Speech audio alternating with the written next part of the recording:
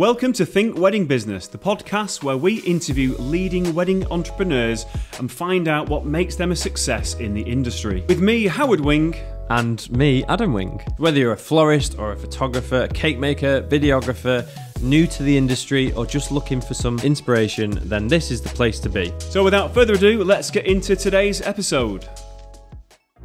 Ladies and gentlemen, we're in for an incredible night. Oh, we're taking it up a notch. Always stand by this. If somebody really wants to book you, doesn't matter what you cost. Yeah, because that's really what they care about. They'll remember me for how I was on the day. I'm going to ask you the same question. Hey, be sure you stick around because we're only getting warmed up. I've got to wait now. Hi guys, a very warm welcome to the Think Wedding Business podcast. This podcast is centered around the wedding industry, where we interview some of the industry leaders, find out their stories, how they got started, what makes them stand out in their field, and what gives them that sort of advantage in the busy wedding industry as we know it, because it's a competitive space and you've got to know certain skills or have some things in your arsenal that are going to keep you at the top. With your hosts. With your hosts, Howard Wing. And Adam Wing. Hello, hello, hello. Welcome. Okay, I don't know where, because we're obviously filming this for YouTube as well, so I don't know whether to look in there or lean into that. I won't go there because it might get distorted. Yeah, okay. So guys, thank you for being here. We appreciate you viewing and listening to us. Like I said before, this is going to be hopefully a really good resource for people in the wedding industry who want to learn or aspiring from the to best. be. Yeah, or inspiring to be, beginners, or even people that are crushing it, just want to get a few extra insights, because there's always something to learn. Everything's changing all the time. And we're going to be interviewing a different guest each week, and each guest has been like cherry picked with the best in the industry in the UK and further afield. Will we get anybody further afield? We'll see. We might. We'll try. Yeah. We've got a few, haven't we? We've got a few people lined up, but we're looking for the very best in the wedding industry in the UK and hopefully at some point beyond that. But these people are killing it in the marketing, the business. They're booked out solid every year, and we wanted to get the best of the best in our industry across the board, all different types of suppliers, photographers, florists, DJs, and learn how they built the businesses and the tips and tricks, because it all, whether it is a cake person or a bridal shop or a caterer or a makeup artist, although they're all different fields, the marketing and the techniques and the approach to business and dealing with wedding couples, your clients, it's all the same across the board, isn't it? Yeah, and there's so much learning to be had as well. When you're first starting out in the wedding industry, there's so many things you need to know. There's so many learning curves. So if we can kind of give advice that's going to help. I mean, God, there's so many things I sort of ran across when I was starting out, and issues, and a lot of it doesn't really matter too much, but it's just having that knowledge to know these things. Well, I'm a good case subject, because all those lessons you learned instilled in me, so I didn't have to make those mistakes because I learned from you, and then I made my own mistakes, and then I've developed from there.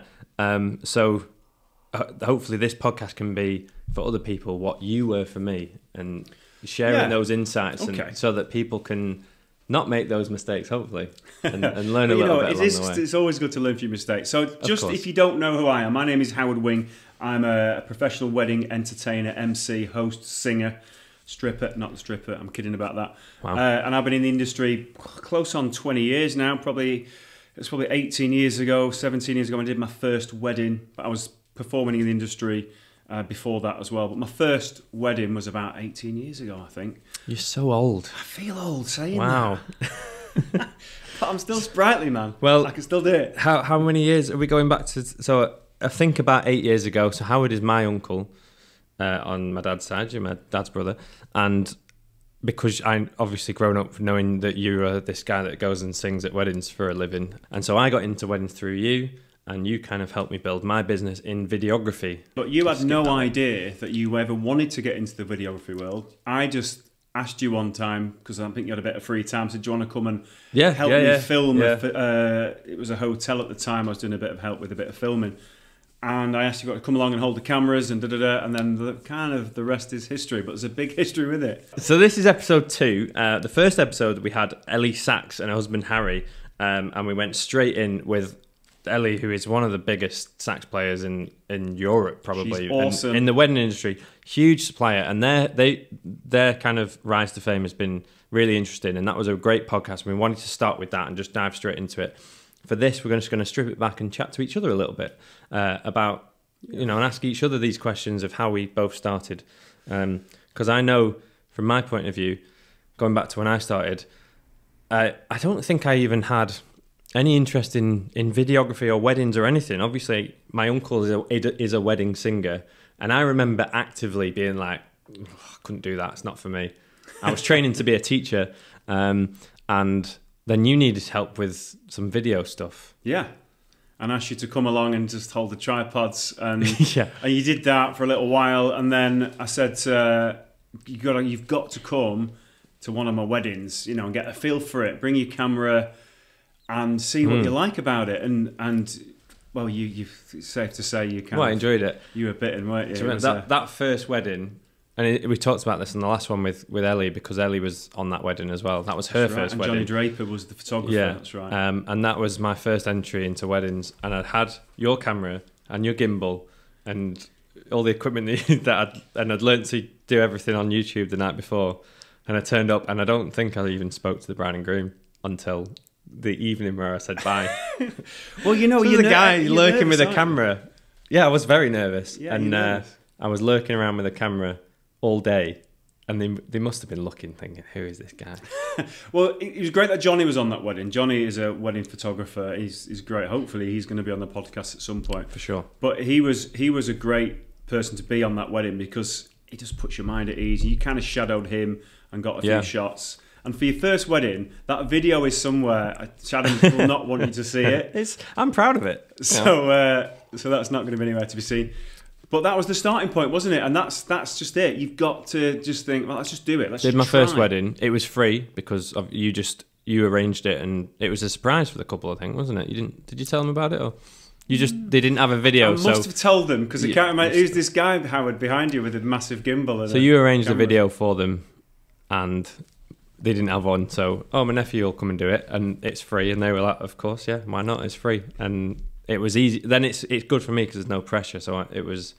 Although I felt very nervous, there wasn't any pressure in terms of I've got to deliver something, because they weren't expecting much. And I think that's it. It takes the pressure off. You're not getting paid for it. It's your first one you've done.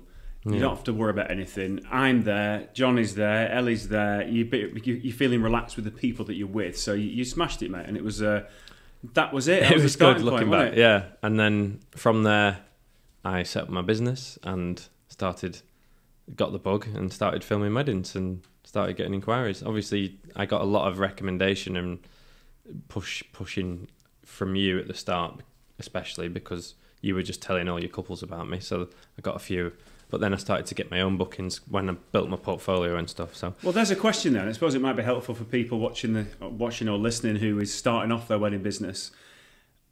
What good moves are there to make when you're first starting out? Then I know, forget you had me. But you could even mention the things that I told you to do. But where do you think you would start? Well, looking back now, if you want to start a wedding business, so we'll say videography because that's what you're in. What did you do to get things rolling? Well, looking back now, with all the experience I've got now, I'd have done it pretty much exactly the same. You got me in that wedding for free, and I just went and did it and delivered what I could. I would have, if I hadn't had you and I was just starting out, I'd have approached friends of friends or put messages on Facebook and just tried to reach out to people that I knew who might know someone who's getting married that might need whatever service I deliver, video, and I just offered to do it for free. And I think certainly at my age that I am now, there's always I'm at the sort of age where I've got a few friends getting married, so it helps to be of an age where I know a lot of people that are potentially going to be getting married, but everyone knows someone that might know someone that is getting married. Yeah, and without a doubt, yeah.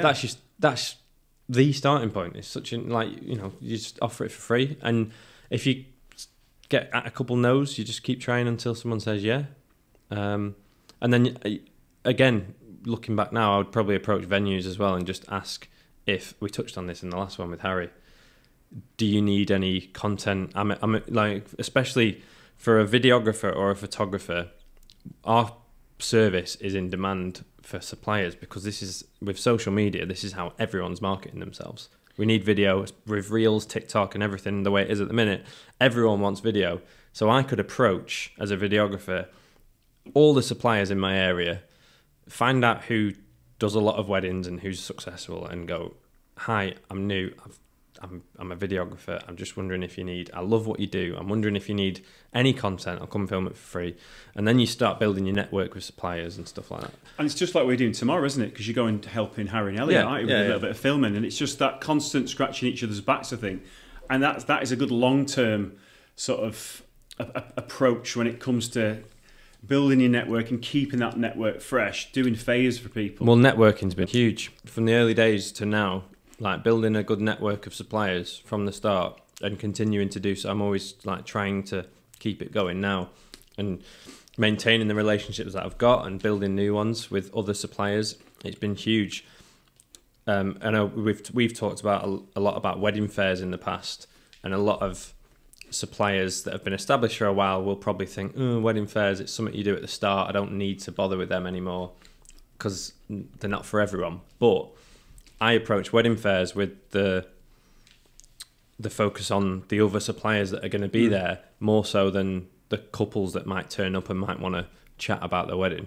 And you might pick up a booking or two from people that are coming to these wedding fairs, but for me, it's about the other suppliers that are there and making new friends and building out my network even more, because as a videographer, I get recommended by photographers all the time. I get recommended by venues all the time.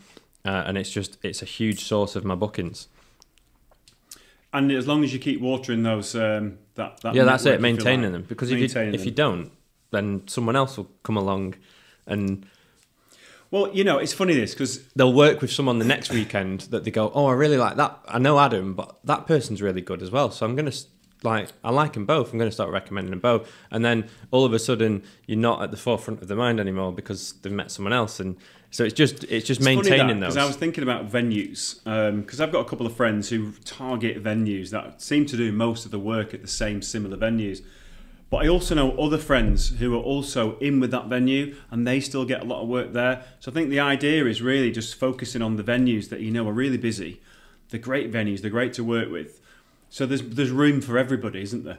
Yeah. I don't want to say names, but I can think of two photographers and two videographers in the same venue who are always doing favours to them. They're always at their open days, and they've both got great relationships. There's nothing. Some people think, oh, I that's my venue. I've heard that so many times before. It's like, well, it's not.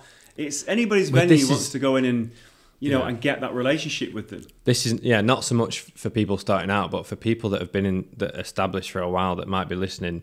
There's a real danger of just getting too comfortable and that attitude of like, well, I've already worked my arse off to get in with that venue, so now it's my venue and I don't need to worry about it anymore. And some people think they have a divine right to. And it's bullshit. And so when someone new comes along and starts making friends with that supplier or that venue. And like someone's moving in on your girlfriend. So what's going on? It's like, oh, what are they doing? That's my venue. It's or like, boyfriend. No, it's not yours.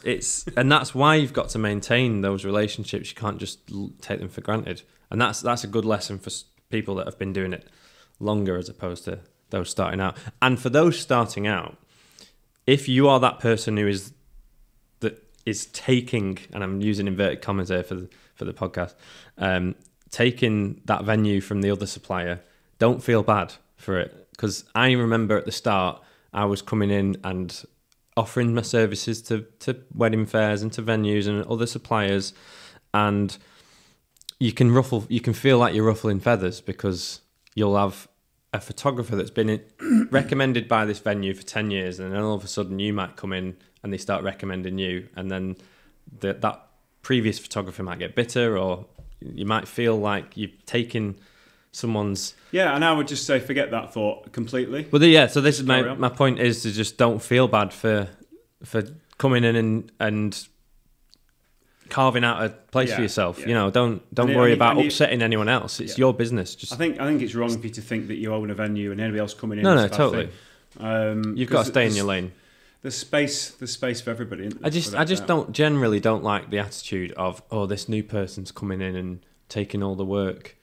It's just, it's wrong. Unfortunately, it's a shame that attitude does. Yeah, because it is out there. You've got to keep, and this is why you've got to keep working on yourself and your business. And and you can let people like that hold you back and sort of stop you in your tracks. And I would just say, no, forget that. Just do your thing. And it's up to them then. If somebody feels that way, it's up to them to keep watering and keep maintaining that relationship themselves. Doesn't necessarily mean someone's coming and taking all the work from you. It's never too late. If you've been, it's a simple case of messaging your favourite venue or your favourite supplier and go, hi, I've not touched base in a while, but still around, just wondering if you need anything, or I'm still here. Not like that, but don't forget me. Just I know this new young lad Adam's come in. I know he's in, but I still want to be in. I'm just thinking, like, how would you suggest watering those seeds? What you mean as you later on in your career? Yeah, it's exactly that. I mean, just message them. Just reach out to people. If you're later on into your career, then hopefully you should be working at them venues anyway. So just being and working at the venue is kind of maintaining that relationship. True. But it's staying behind after, it's chatting to the staff in the kitchen, having a beer with them later on if you want, and just keeping that relationship with you, And it's not like it's something that's forced. It just happens naturally. That's what I love about the wedding industry. Yeah. And I love about the marketing side of it. It's very different than a typical traditional business where. And I think I got told this at the start of my career. I need to go and do advertising in magazines and papers and things like that. I'm putting adverts in places. Yeah. And I think I tried it once, and it's just not the way to do it. It's a very different setup in the wedding industry, and I think it is based all around that network and that word of mouth over everything else, rather than advertising in places. It's very much more than any other industry that I can think of. Just being yourself is the best advocate for your business, and the best, because it's like, and I think people starting out might feel like they have to be super professional and corporate, and I don't want to say corporate, but like really like formal and professional, and because it's a wedding, people feel they have to be that way, don't you say about traditional old school advertising, things like Facebook ads now, and paying for that. Like, this is obviously, it has its use, but we've always steered away from that, because the best way to market yourself is to just, I mean, there's social media is free. You don't have to pay for it at the end of the day, and focusing on you and your relationships with suppliers, your couples, and being yourself and being friendly and showcasing, that personal brand, not just showing off your work, whether it's your flowers or your videos or your food. If you're a caterer, like, show yourself, because couples buy into the person that's going to be there on the day, and they buy into that relationship, and that's kind of unlike any other industry, really, isn't it? Yeah, I think so many other industries where they've just got to put this corporate professional image up front so people get confidence that they're good at what they do. You're selling your service, whereas in the wedding industry, you're selling yourself. Because it's as much as how you're going to be with the couple leading up and on the day and afterwards, as it is the product that you end up giving them. Yeah, and friends book friends. Your network are going to recommend you because they like you. You're kind of friends with your network. Yeah. And that's the friendly element of the wedding industry if you get that right. But with your couples and the suppliers as well, for me, when I've done a wedding for a couple, we are friends. I leave every wedding, guys, you know where I live. Come if you're ever in the area, pop in. It's nice. I've got friends that I go fishing with, that I've done weddings for in the past. Marketing yourself to couples is very much being yourself, being friendly. But the interesting thing about other suppliers, it's the same, because if you can just be yourself and be friendly and treat these people like friends, which a lot of them are. But it's not forced. It's not forced. And you can tell if it's forced by somebody. I used to go on a few networking events, but they just get-togethers with friends. And I remember the odd person at that at that networking event. The networking events. Was handing out cards. Yeah. And the person running the event was like, can you put your cards away? It's not really about that. Yeah. We're just having a few drinks. It's funny it's so much less. It's so informal. I remember my first networking event in inverted commas, because they're just piss-ups. And I was nervous, and I'm going to have to introduce myself to people and make that kind of small talk. And I remember people turning up with business cards and thinking that it was like proper, corporate networking. But as soon as you start doing that, everyone just goes, piss off. You know, shut up. Have a beer. Anyway, have a beer. Adam, shut up. And you just instantly. I instantly relaxed and was like, oh, so I can just be like I was at uni and just get drunk and make friends with everyone. Oh, yeah, easy. Yeah. I can do that. You know. But from a supplier point of view, it's in terms of recommending other suppliers. So if a photographer recommends me, or if a couple ask me, do I know a photographer or do I know a band or whatever, which happens, you know, quite a lot. I'm recommending them, someone who I know is good and will do a good job for them, because I don't want to recommend rubbish work to my couples. Like if they ask for a photographer, I'm going to give them. I'm going to recommend good photographers, but I have an ulterior motive of I want to recommend someone who I know I'm mates with, and because I want to work with this person on the day. So I'm recommending people based on how much I'm going to get on with and how much we have a laugh together, and as long as the work's good. The friend thing for me overrides everything. Everything. That's what I mean. So it's like if I say to you, right, if you had a DJ to recommend, who would it be? Straight away, I know who it's going to be. Yeah, because we just have a laugh and I love him, and he's a great DJ. But there's loads of other great DJs. Yeah. But the reason that I recommend him over everyone else is because we're mates. Yeah, he's talking about Andy Murphy, and we are going to get Andy Murphy on the podcast, and we are going to be talking about the networking element. I've got lots. I know lots of other DJs as well. Yeah, no, but alienate. But I'm going to say, why, I was going to ask you the question: why would you recommend? First of all, for one, he's a mate, yeah, and for two, the networking element. He knows everybody in the industry. Everybody knows him. He puts on networking events himself every year, at least 2 a year, and he's always in people's minds when it comes to wedding DJ in our area, anyway. But that's something to learn from, isn't it? And I can't wait to get him on because he'll be on in the next just to hear his insights very near future. And you know what? I think it's not everything's just going to have happened with him. I don't think he's ever set out intentionally to go to put networking events on to get business. He just does it because he likes to hang out with his mates. Like you say, it's not forced. It just kind of, as long as you're doing the right things, it all just kind of falls into place.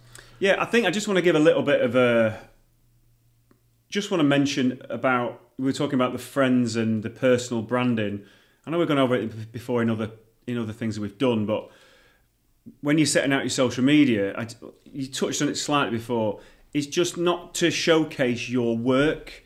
It's to showcase a mix of everything. More, I'd say a little bit more of you personally, and this is the good thing with places like Instagram. You can do your stories, you can do your reels, you can do your posts. Your stories can be your personal experience on the day. Here I am, I'm Howard, I'm at a wedding. That can be great for your stories. Your post can be your nice, sexy work, you know, and you can have a good mix of everything. But certainly showing yourself where people get a feel of who you are and what you're like.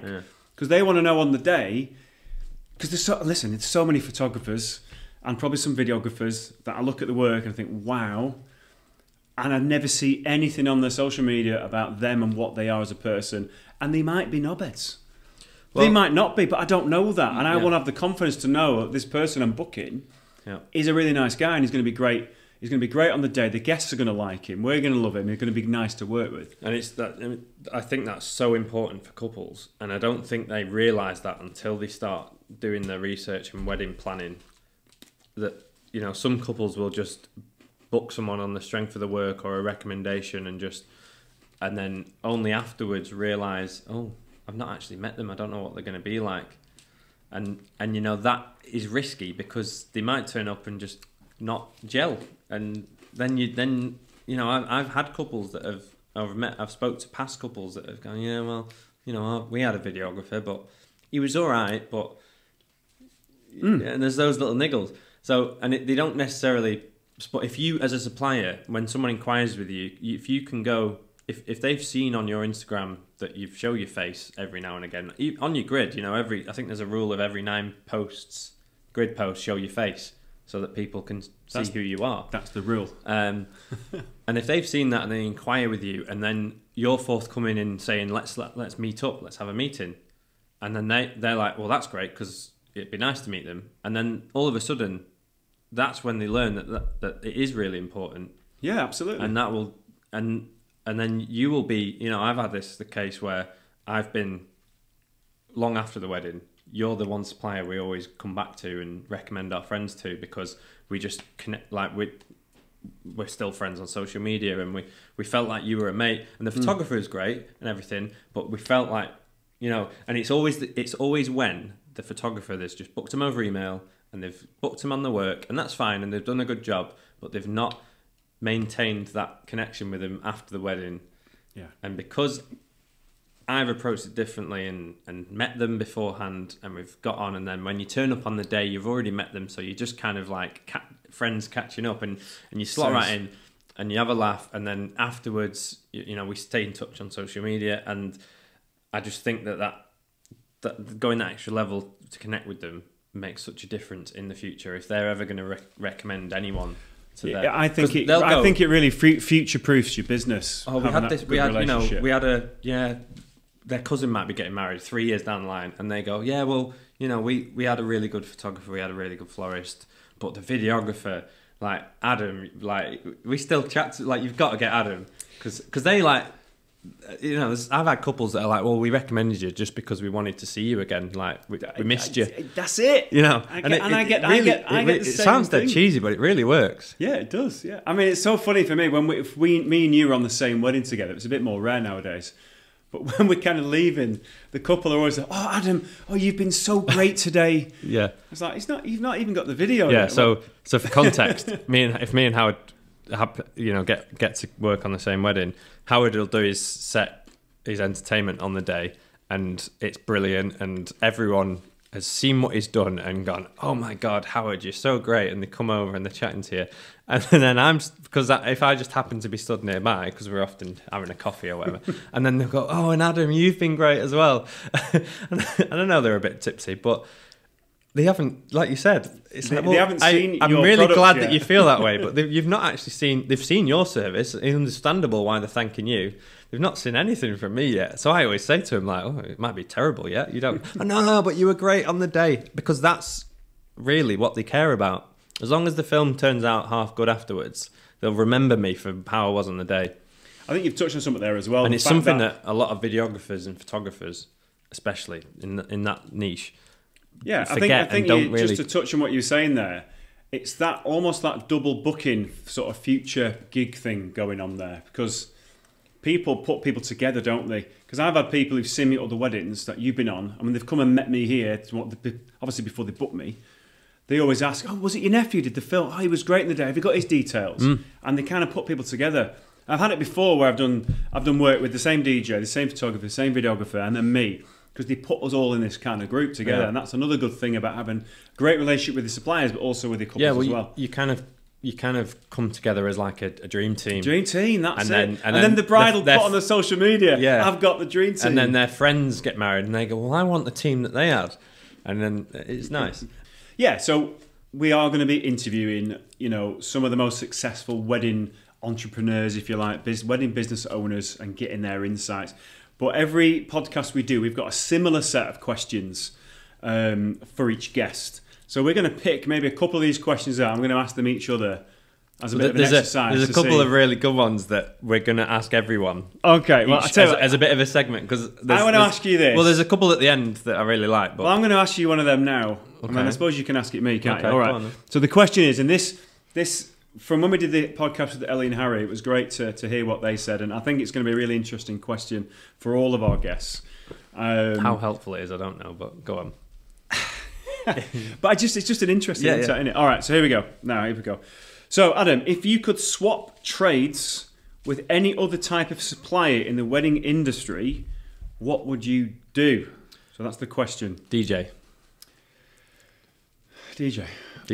Okay. Or sax, maybe. But I think DJ. Okay. I think DJ. So why would you change from a wedding filmmaker to a wedding DJ? No, because it's wedding specific. This is not a massive club as a 3,000 people. Wedding DJ. Adam. It's not that. It's a wedding, and you know the challenge that comes with being a wedding DJ. Well, okay. Is it still a DJ? This might be a naive answer now, because I've jumped in with both feet, and I feel a bit naive. But yeah, wedding DJ, and you're right. I like the idea of being able to, well, basically the reason DJ, and this is because it's a hypothetical question, so I personally I'd love to learn to DJ. I love the art and the theory behind it. I love mixing. I like music. I like mixing the tracks. I don't do it as a hobby, but I'd like to learn because I've got a real interest and appreciation of the skill. And obviously, we know loads of great DJs at weddings. Just a Spotify playlist, though, isn't it, nowadays? Depends who you ask. But yeah, I quite like the idea of doing that. But like you said, for me, seeing like, you know, some of the DJs that we do see that have got like big setups and they're mixing cool tracks and they've got a young wedding crowd like eating out the palm of their hand and just vibing off of everything they're doing, going, yeah, oh my God, DJ, you're amazing. You're the man. It's not always the case, I know. It's not always the case. Because normally you get Uncle whoever, There's always an Head. Uncle Knobhead. There's always somebody who's... Can you play this one? The song. Can you... you're not playing my song. And I know that happens, but... I think for me... I'd like to be if I could do something different in weddings, just because I'd love to be at a DJ, but it would only be specifically DJing really cool young crowds at weddings that want me to do what I do. I think sometimes being a wedding DJ can be a bit of a thankless job. Yeah, probably. But you know, a great crowd and it's young and the place is buzzing. I can't think, because I know it's what I do with music. There's no better feeling. It is when you've got that crowd eating out of your hand. Yeah, with everything either saying or playing. I think that's what I want. It is. And amazing. Going back to the gratification thing, because I get a delayed thank you because I deliver my service after the wedding, and most suppliers deliver theirs on the day. Like most, apart from photographers and videographers. You know, an entertainer on the day. A florist, months of planning and build up, and then on the day. Yeah. You know, everyone celebrants on the day. For photo and video, however many weeks after. Which is, and I love getting all the messages, but it's nice. I see you getting all these thanks on the day, and I'm like, oh, I want a bit of that. So I think that's a bit of a draw as well, because well, you say, I mean, DJing's thankless, but if you got the right crowd and you smashed it, and they're all like pointing to you, going, DJ, yeah. So you really want this, the feeling that creates, and that is the addictive side of, I think, what most singers and entertainers and DJs crave. I just want to get loads of love and affection. Yeah, I think that's what we crave, being in that side of the industry. I know I do. But, you know, I'd like to think I'd do an alright job of it. You reckon? Yeah. Well, maybe you can get in touch with Andy or Harry. No, and give you a few it's lessons. funny because if I'd like to learn, and at some point I plan on learning, but I've no desire to do it at weddings professionally. I just want to be able to go to my mate's house and have a kitchen party and get on the decks. I can't think of anything worse being a wedding DJ. And I tell you what, I really, really admire a wedding DJ, because what they do, like I said, sometimes it's a thankless job. You can be dealing with idiots later on in the night when everybody's drunk. For me, and listen, I know, I've been in music most of my life, but the DJ element of it just doesn't do. Yeah, it's like the furthest thing I'd do as a wedding, as an extra. This is a hot take for anyone that's starting out or looking to get in the wedding industry as a wedding DJ. No, just in the industry in general. Like you touched on it there. You sometimes guests can be tricky or a pain in the arse. Like 99% of my couples and guests are brilliant, but at the end of the day, you're dealing with very drunk people. That I did a wedding yesterday, and there was kids and my camera equipment. I don't know. Loads of kids. I'm trying to work out how to say this. My camera equipment was getting played with and by kids at the wrong times, and it was very stressful because I'm worried about getting the shot and my camera's breaking, but also trying to balance. I can't shout at these kids. I don't want to look like an arsehole. Trying to be professional. No, they're fine, don't worry. But inside dying because I know my equipment's getting potentially damaged. And it's not so much that, I'm panicking because the shot might be wrong or it's messing up. Yeah. We need a whole new podcast on the nightmares of weddings, really, don't we? Let us know if you want to, if you'd be interested in hearing our nightmare stories at weddings. Do you know what? It's funny because you chat to people in the industry and you go, oh, isn't it great what we do? Like weddings are... And it depends who you speak to and what their worldview is. Because most people go, yeah, weddings are brilliant. I love being in weddings. Yeah, they're the new people. But some people go, well, they are hard work, aren't they? People can be annoying. The long hours. And it's like, well, yeah, all of that is true, but they're still great. Long hours, all right. So you do one gig a week, it's on the Saturday, and then the rest of the week, well, I'll just do one wedding a week. Oh, it's not that long hours, is it? Yeah. It's... But yeah, I just wanted to touch on that because guests, drunk right? guests are interesting, and let's not sugarcoat it too much because there are the other side of the weddings that you've got to really learn to manage crowds and deal with people and spot things happening before they happen, because you can tell when someone's that drunk person in the corner, that's potential trouble for me later. You've got to bank it and go, I've got to keep an eye on this person. You know, I find depending on what you do, people change throughout the day, because I find when I'm chatting to guests on the drinks reception and I'm eyeing people up, right, there's Uncle Thingy, there's Auntie Thingy, they're going to be good, but they might not be late, they might be too drunk. I've got all these things going in my mind about what could potentially pan out in the day. You're not on pins all day, but you're trying to react to every situation and do the best that you can. But yeah, there's been some crazy stories from weddings. Going back to your, I'm going to ask you the same question. What would you do if you were to enter the wedding industry tomorrow and do something completely different? What would I like to do other than singing? What else would I go into? Within the wedding industry, obviously. I honestly think, and I've always said this, wedding filmmaker. Because it's just so easy. I'm only joking. I'm a bit scared of how well you'd do. No, I've always said it because I really... hold on a minute, go back. So easy. I glossed over that. I did follow it, but I was joking. Oh. Carry on. And I tell you what, because of what we've done now is. With our other course and the students that we have in our little business course that we've done, I think I would step into it, and I reckon I'd kill it pretty quick. It wouldn't take me long, I don't think, to get a decent portfolio and be able to get work. I agree. So just for context to everyone listening, watching, obviously through myself doing videography and Howard's sort of business experience, we've got an online course and we teach how to build a wedding videography business. So it's videography and business combined, and it's a course on setting yourself up as a wedding videographer. So, and we've got however many students. By the way, we're not selling it. We're just mentioning it. And to be honest, that's a good thing to mention why we're doing this podcast. So we set up our little course, the Complete Wedding Filmmakers Business Course. Was that what it was called? Yep. What it is called? Yep. Bit of a mouthful. Where Adam teaches how to film weddings and I teach the business side. But since we launched that a couple of years ago, might be gone for 3 years now. 3 years, I think. Yeah. We had so much interest on the business side of it, and we just thought, well, why don't we set up this podcast and just talk about the business side of weddings, but not just for wedding filmmakers, completely across the board. Just because we like to do it. We're not selling anything. We just think there's going to be value here for people because we got so much interest, specifically on the business side. We had a lot of people message us saying, we know how to film weddings, but we need more business experience and some more skills to learn. Can we just buy the business side? And we was like, well, no, it all comes as one. I think that's why we're doing this. What I've learned in being in the videography industry as well as the wedding industry, that a lot of the nature of videography and photography and a lot of wedding niches like floristry and all that, we're all very creative type services.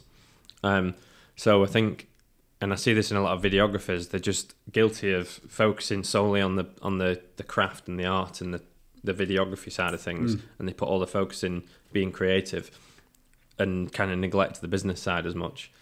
So I think a lot of people get into it and are really keen videographers, but then a bit lost on like, I don't understand why I'm not getting more bookings, and that's because of what we talked about before, because they're not thinking about the experience, the couples, the relationships. They're just focusing on my work needs to be as good as it can be, and then I'll get bookings. And it doesn't quite work like that. It's the same with if you're a hairstylist. You could have the best hairstyling in the world or be the best photographer in the world, but you've got to still know how to. It's like when you were starting off with your filmmaking, Adam. It was for the first year or two. Your videos weren't really there, but how busy were you?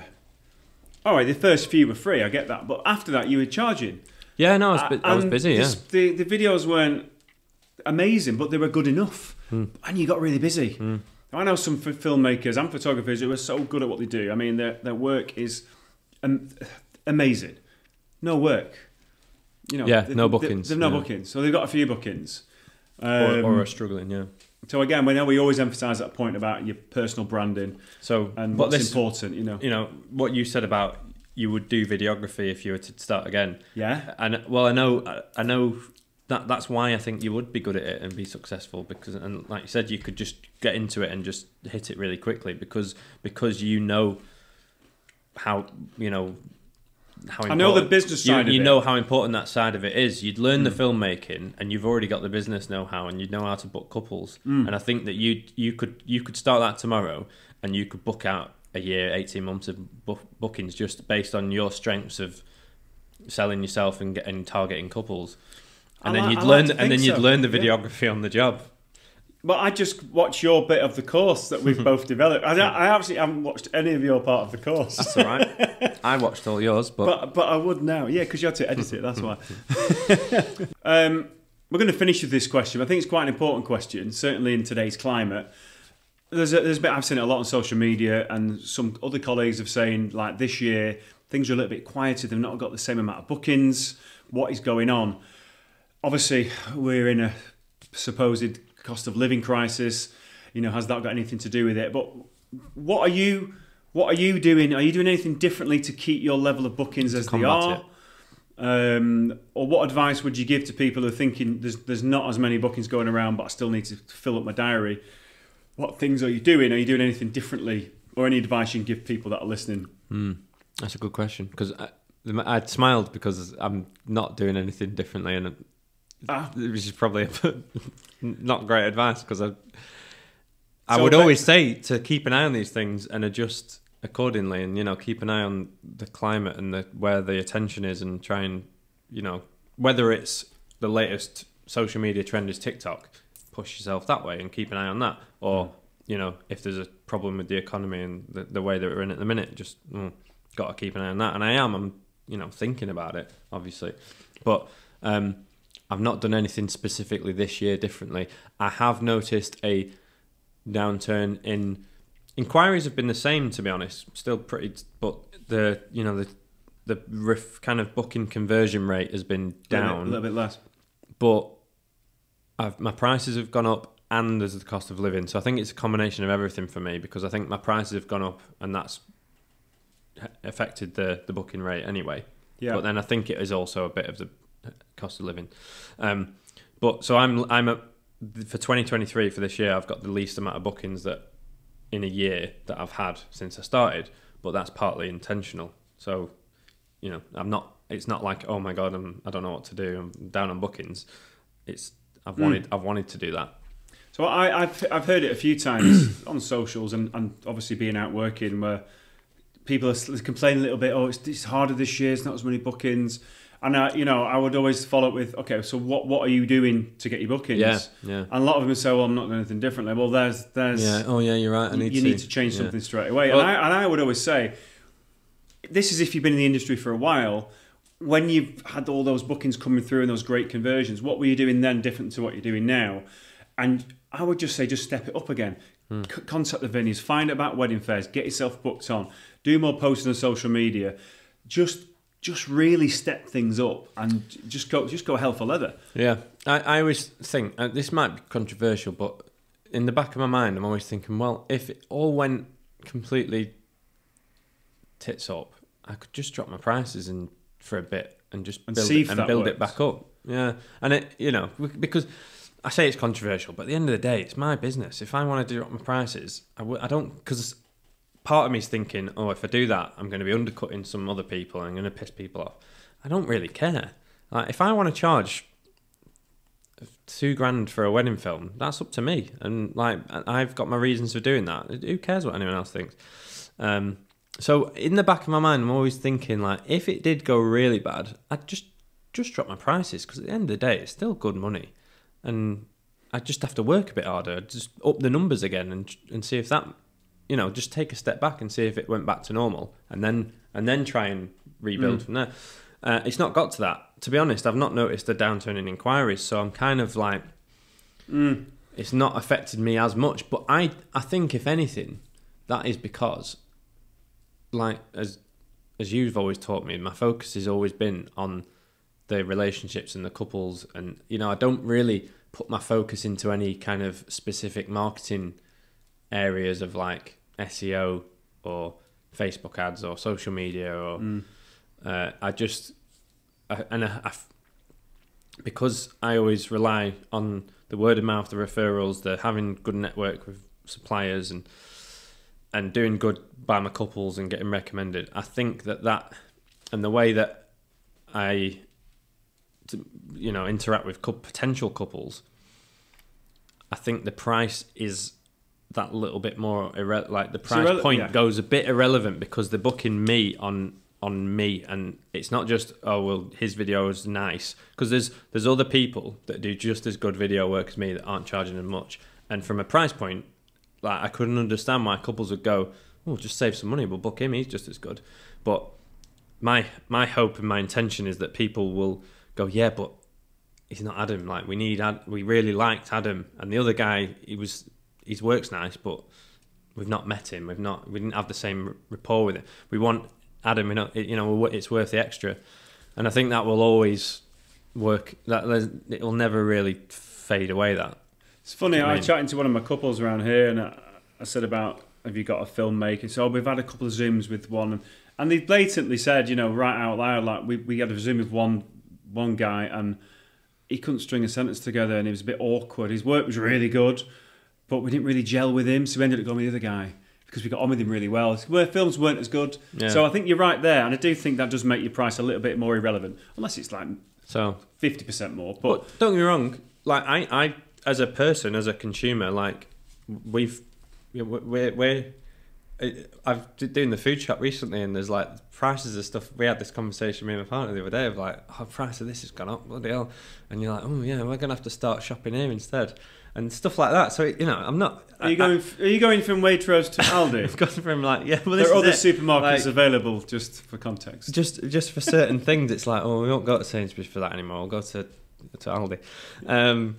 But so it's a normal thing that everyone's kind of prices are going up, and certainly for a wedding, like it's a lot of expense. So I can see why people are, and I think that's what's happening. I think people are just holding back a little bit and are not committing to booking immediately like they maybe used to. They're just like, maybe just think on it a bit more because they're just a bit more conscious. But I've got a theory about government scaremongering and I've got a theory about the pricing, and I always stand by this. If somebody really wants to book you, doesn't matter what you cost. Yeah, exactly. It doesn't matter what you cost. It's the perceived value that I think the couple, that they think they're going to be getting, or they know they're going to be getting by booking you, and why is it worth the extra more? So I think I heard Alex Hermosi, don't know if you know who he is. He's a great guy and multi-millionaire, gives advice on business. And one of the things he said was, the price really doesn't matter. He said if you went up to a guy on the street and you had a brand new Ferrari there and said you could have that Ferrari for £10,000, even though £10,000 is a lot of money, no matter where they were financially, they will find that £10,000 because they're getting so much value for £10,000. So I think as long as you're putting it out there, the couples know they're getting great value by booking you and the service that you provide. But then you've got the personal level on top of it as well. I know what you're saying. I think some people are feeling the pinch. Maybe that's why things aren't converting as much. But this is why it's important for us to take the price out of the equation and make yourself, you kind of make yourself unmissable. I don't know if that's not the right word. But Sam booked off. You need to make yourself irrelevant of price. You need to make yourself. Yeah. Well, it doesn't matter what it costs. We're going to have to get him. Yeah. When me and Sam booked our wedding singer, it was, we didn't even really think about the price. We just wanted to get that guy, and that's how I want people to think about me, and they do, and I'm pleased to say them in a position like that, which is great. But there might be some of some couples who haven't seen me, they're not too sure, maybe they won't do it, and this is why it's important to always be out working and always be out meeting other suppliers and things. So I've got a wedding meeting booked in, they're coming in a couple of weeks, where they inquired with me last year. They didn't know me. I sent my price over, ghosted. Totally ghosted. I did a wedding last weekend. The very next day, the same couple messaged me back. Oh, hi, we inquired with you last November, and we've just seen you done our friend's wedding, and someone's just mentioned you to us and how amazing. Can we have that meeting? And I'm like, well, you could have had it last November. And Are you still free? I'm still free, That's but good. within that time, I could have been booked. Yeah. So they'd have been gutted now because somebody else have told them how great I am. Do you know what I mean? This is why the word of mouth thing is so powerful, and you do all need of a to sudden, be busy. The price. All of a sudden, the price has gone out the window. Yeah.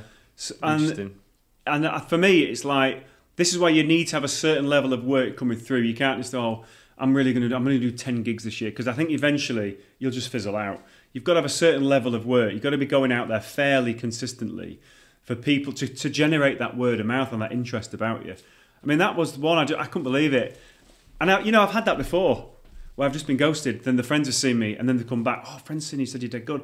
Well, wait a minute, you could have come here, and I could have told you what to do, and then you might have made your own mind up. But somebody else has made your mind up about how good it was. But it's a really interesting world. Have you noticed any difference in bookings this year? See, but probably a little bit like you. Last year I did about 70 weddings, and I don't want to do anywhere near that again.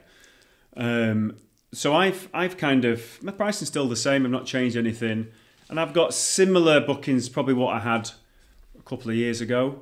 But for me, I'm not really striving and going mental. I know what if I was starting from scratch, I know exactly what I'd do. But I'm not there now. Yeah. And I'm a little bit more relaxed with my marketing, what I do. It's literally just on that personal level. A few bits on Instagram, still chatting to my friends who we all recommend each other. I don't really do much else because of where I am right now. So I'll probably do about 30 weddings this year, and I'm totally happy with that. I think that's it.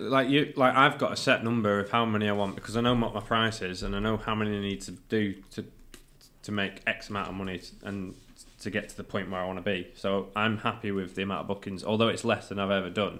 I'm happy with that because the price is different as well. So, and I just for this year, like you say, I know how much I want to earn, and I'm on target.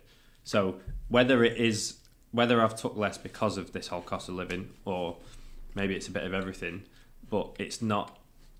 I'm not bothered because it's where I want to be. If it was, I guess the answer lies in if it became a concern and I was down on where I wanted to be, then I would start thinking about, like you said, just pushing.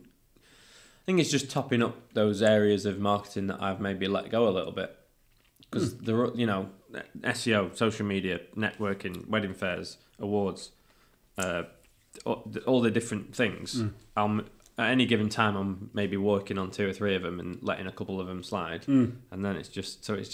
Yeah, like I said, you just step it up, and you'd have that same. I would go back to that same attitude I had when I first started. Yeah, those first few years when you're really striving, you're going mad, and you're ringing everybody, you're visiting venues on the weekend, you're ringing people, you're ringing suppliers, you're getting in contact, you're actually asking for referrals from people.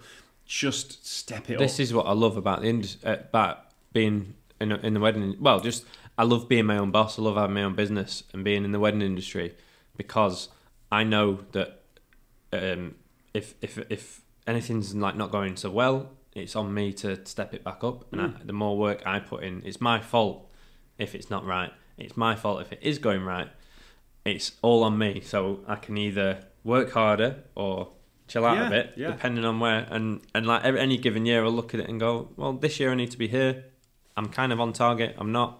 What do I do? I think in times like this as well, this is why I think your relationships with your venues and suppliers are so important, because I know for a fact that I could pick up the phone today or tomorrow to somebody who runs a wedding venue and say, "Oh, it's Howard, look, my bookings are down this year. Yeah. Can you put me forward for your couple?" And they'd probably send an email out for you. You could ring your DJ mate, your photographer mate. I'm a little bit down. Have you got any couples you think I'd be ideal for? Maybe I'll do a bit of a deal because it's come through you. You could, I could speak to 10 people tomorrow, and I know that I generate bookings, and that's why the relationships with other suppliers and venues is so important. If you build them, because exactly what you're saying. I was at a venue last week or the week before, and I actually said to him, I'm like, oh, I don't think I've got another wedding with you guys this year. I was chatting to the coordinator. I was like, I don't know when I'll next see you again. I've not. And they're like, oh, we'll have to sort that out. I was like, don't know. And it's quite a nice thing to say, because I genuinely, I was like, oh, I'm not back again this year. I don't know if I've got another booking here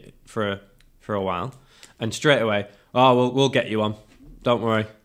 We'll have to sort that out. We need to have you back. And it's because we you know, we've known each other so well over the years. And she was like, no, we need to sort that. We'll get you back soon. Don't worry. Or you'd be first in the mind if they're doing a wedding open day. Yeah. So let's get Adam in. Adam needs a little bit of work topping up. Let's get Adam in. So it's great to have such strong relationships. I think that's a good point.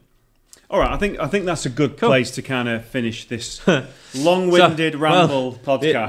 This was like an introduction to us and to the podcast and kind of what we'll be doing every week is having a guest. So it's not going to be just me and Howard rambling for an hour. That was giving a bit of an insight into us. But you know, we are videographer, entertainer, self-made separate businesses, but combining our kind of wisdom and insights. Over the years with the course that we do has helped a lot of people. So now we're on a mission to interview all the best people. So that's what to expect for the podcast. And each week will be a different guest. We'll have some of the best in the country on. I think we've found great guests lined up, haven't we? We have. I think seeing the success of some of our students when we launched the course, using all the skills and things that we're going to talk about on this podcast. To see them become successful. We've had many of them who had jobs and they started on our course, and within a year or two, they're now full-time in what they do, and they're loving it. They've cut all their hours down. They're doing exactly what they want to do. And if we can bring that to more people and help more people, then I think that's the goal, isn't it, really? Obviously we've got guests, but we'll be really targeting the kind of questions and answers that focus on the cross-board marketing of the wedding industry, because as we've learnt from the students and stuff, there's a lot of suppliers that offer a great product but don't know how to get the bookings in. So that's kind of really where we want to focus. And so let's put that onto you guys watching or listening. If there's any specific thing that you need a bit of help with or anything you'd like us to cover on this podcast, you can. If you're watching it on the YouTube, you can put a comment on YouTube. DM us on Instagram if not. Yeah, is there a way of contacting through Spotify and through the podcast? No, just DM us on Insta. On Insta, think Wedding Business. Think Wedding Business. Just drop us a message and we'll. And any guests that you want to see in the future, because we've got some great ones lined up, but we're always open to taking requests, I guess. Yes. Yeah, all right. Until next time, who do you think might be the next one? It's either going to be. Is that not? Should we not say it yet? We can. Yeah. So we know Andy Murphy's going to be coming. Andy Murphy, wedding DJ, well renowned in the Northwest, famous for putting on mass Northwest industry networking nights. Yeah. So he's got loads of great stories, and then we've got Lucy Wright, who's a wedding planner, which every supplier in the industry loves. She's so ace. Loves hearing. No, I was just going to say loves hearing the word wedding planner, because it's. For the rest of us, it's someone we all want to work with. Everybody, if you get in with planners, you're laughing. So it'd be really interesting to hear from a planner, but Lucy especially is brilliant and does a lot of high-end weddings and stuff. So she does. Can't wait for those. We've got a big list. There's some but they're the next ones coming up. So if you like the idea of that and you want to hear more, then please subscribe wherever you get your podcast. Subscribe to the YouTube channel if you prefer to watch. And I don't know if I was going to say leave us a 5-star review so we get our ranking better and get seen, but we've not really provided anything to deserve a rating yet. So maybe in the future I'll say just like us, just leave us something. Just subscribe to the podcast if you want to hear more. Put us on whilst you're driving, editing, whatever you do. Well, thanks for listening, and we'll see you until next time on the next one. Bye bye. Bye bye. Howard and Adam signing out. So thanks so much for listening. We really hope that you found this episode insightful, inspirational, and if you did enjoy that, then please consider subscribing to us wherever you get your podcasts, iTunes, Spotify. We're Think Wedding Business. We're also on YouTube and Instagram, so if you want to watch us, you can go over to YouTube and find us at Think Wedding Business. And the same over on Instagram to keep up with all of our future episodes. We'd really love you to subscribe and join us on this journey. And if you do like this content, please consider giving us a 5-star review. It just helps us get seen and helps spread the word. So thanks again for listening, and we'll see you next time. Bye-bye.